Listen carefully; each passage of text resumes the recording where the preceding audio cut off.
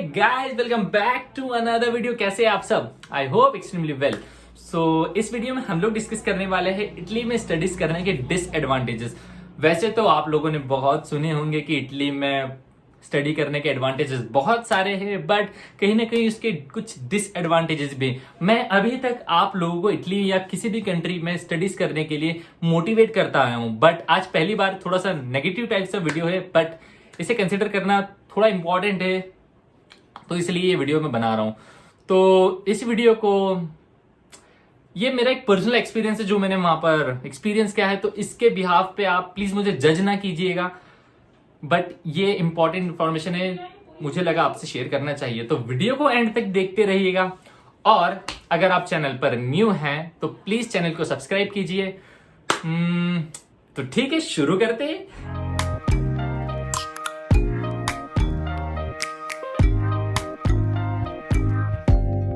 Open up, you open up.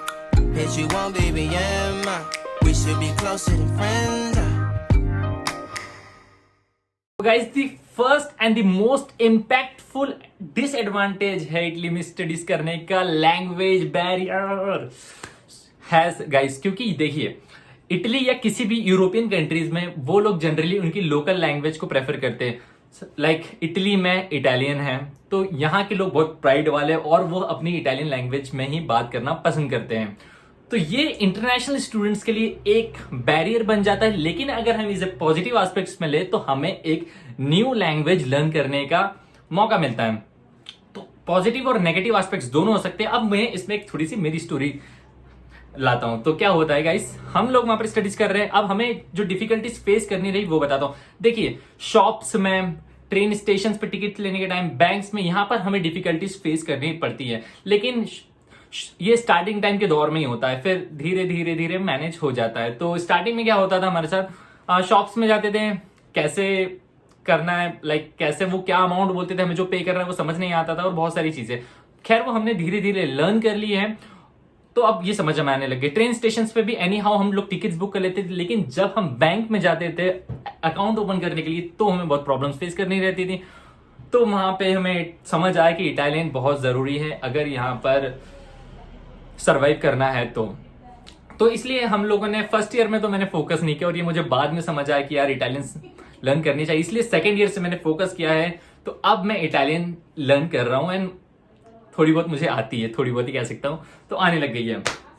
But आप लोग इसे लर्न पहले से भी कर सकते हैं अगर इटली के लिए वीजा एप्लीकेशन कर रहे हैं तो, और यहाँ आने के बाद भी फ्री इटालियन क्लासेस होती हैं, तो उनको ज्वाइन करें। हम लोगों ने स्किप करी थी, इसलिए तो आप लोग ज्वाइन करें इसे।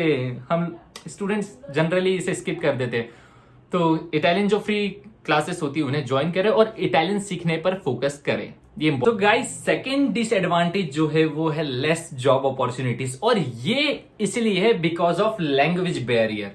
देखिए, किसी भी कंट्री के सिटीजन्स उनके सिटीजन्स को प्रेफरेंस देते हैं, ये तो आप मानते हैं, तो ऐसा ही इटली में भी होता है, इटालियंस को ज्यादा प्रेफरेंस मिलती है। बट हमारे साथ प्रॉब्लम इसलिए होती है क्योंकि हमें इटालियंस नहीं आती। आप खुद प्रैक्टिकली सोचिएगा, अगर suppose let's take an example of a waiter है, अगर हमें वेटर की जॉब के लिए एप्लीकेशन करनी है तो हमें वहां पर इटालियन रेस्टोरेंट्स में इटालियंस आते हैं, वो लोग इटालियन में ऑर्डर देते हैं और सारी बातें इटालियन में होती है, और हमें इटालियन ही नहीं आती, तो हम वेटर की जॉब कैसे पा सकते हैं? और ऐसी बहुत सारी जॉब्स है जिसमें इटालियन आना जरूरी है। तो कहीं ना कहीं ये लैंग्वेज बैरियर जॉब्स पे इंपैक्ट कर देता है। लेकिन इंडियन स्टूडेंट जॉब करते हैं, कैसी करते हैं? डिलीवरी जॉब्स में मेनली आप इंडियन स्टूडेंट्स को देख पाएंगे, क्योंकि वहां पर लैंग्वेज का इतना प्रॉब्लम नहीं होता, तो वहां पर हम लोग इंडियन स्टूडेंट्स जॉब कर सकते हैं। तो कहीं ना कहीं ये जॉब्स पे इंपैक्ट करता है, इसलिए इटालियन लर्न करना यहां भी जरूरी है। अब मेन पॉइंट एक और है, वो है वीजा सक्सेस रेशियो। ऑलमोस्ट आप अगर प्लान करते हैं कि हमें स्टडीज करना है अब्रॉड में, तो आप वीजा सक्सेस रेशियो शायद देखते होंगे किसी ना किसी कंट्रीज का। तो इटली का वीजा रेशियो थोड़ा सा लो है, क्योंकि मैं पास्ट 2 ईयर से इसको ऑब्जर्व कर रहा हूं। 2 साल पहले यहाँ का वीजा रेशियो बहुत अच्छा था, लेकिन अभी पिछले 2 सालों से इसका वीजा रेशियो थोड़ा सा लो हो चुका है। उसका रीजन मैं नहीं जानता, क्योंकि शायद बहुत सारे स्टूडेंट्स यहाँ के लिए एप्लीकेशन कर रहे हैं, इसलिए भी हो सकता है, या तो आपके जो डॉक्यूमेंट्स है उसमें कुछ मिसिंग होता है, या कुछ डॉक्यूमेंट्स फेक हो सकते हैं, इसके कारण ये रेशियो डाउन हो रहा है। तो कुछ भी है, लेकिन ये एक डिसएडवांटेज मुझे लगा, इसलिए मैंने इस पॉइंट को भी कंसिडर किया है। तो मेक श्योर कि आप जितने भी डॉक्यूमेंट्स आपके सबमिट कर रहे हैं वो ओरिजिनल हो और सारे डॉक्यूमेंट्स प्रॉपरली सबमिट किए जाए ताकि ये प्रॉब्लम कम हो जाए। बहुत सारी क्वेरीज आ रही थी रिलेटेड टू कोर्सेस कि बहुत सारे बैचलर कोर्सेस सर कौन कौन सी यूनिवर्सिटीज में, कौन सी यूनिवर्सिटी में क्या है। तो गाइज यहाँ पर एक और प्रॉब्लम ये है कि यहाँ पर लिमिटेड कोर्सेज अवेलेबल है। देखिए कोर्सेज तो बहुत सारे अवेलेबल है जो कि है इटालियन लैंग्वेज में, लेकिन इंग्लिश डॉट प्रोग्राम्स बहुत लिमिटेड है जिसके कारण शॉर्टेज ऑफ कोर्सेज हमें फेस करना रहता है।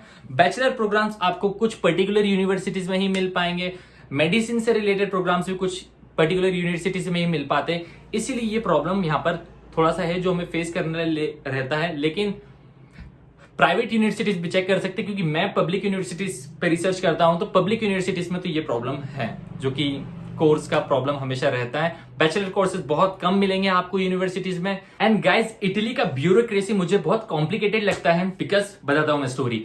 किसी भी इंटरनेशनल स्टूडेंट को वहां इटली में स्टडीज करना है तो वहां पर उन्हें रेसिडेंट परमिट के लिए अप्लाई करना रहता है जाने के बाद। तो जैसे वो रेसिडेंट परमिट के लिए एप्लीकेशन करते हैं तो उसके 3 महीने बाद वो रेसिडेंट परमिट, उनका जो कार्ड है परमेसो दी सोजोर्नो, वो आता है। तो 3 महीने लग जाते हैं उस कार्ड को आने के लिए और मीनवाइल हम लोग कहीं ट्रैवल नहीं कर सकते।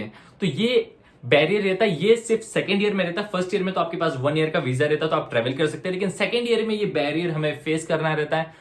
तो ये ट्रैवल बैरियर यहाँ पर हो जाता है 3 मंथ्स के लिए एटलीस्ट। तो ये भी मुझे एक डिसएडवांटेज लगा। सो गाइज ये कुछ डिसएडवांटेजेस थे जो मुझे लगे कि कंसिडर करने चाहिए और इन पे अगर आप वर्क करेंगे तो ये डिसएडवांटेजेस भी एलिमिनेट हो जाएंगे।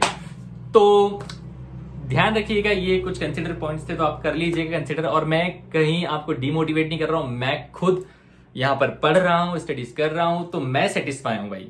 तो आपको देखना है आप क्या करना है आपको। वैसे तो मैं कहूंगा कि आपको आना ही चाहिए। कुछ डिसएडवांटेजेस है जिन्हें हम लोग, जिन पे अगर वर्क करें तो ये एलिमिनेट हो जाएंगे।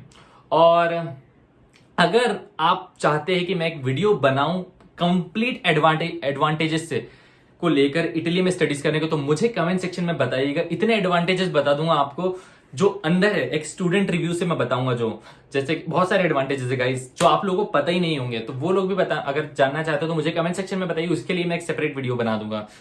तो फिर अभी मुझे चलना चाहिए, तो मिलते हैं नेक्स्ट वीडियो में। और इससे रिलेटेड कुछ डाउट आता है तो कमेंट सेक्शन में पूछिएगा। तो बाय बाय, टेक केयर।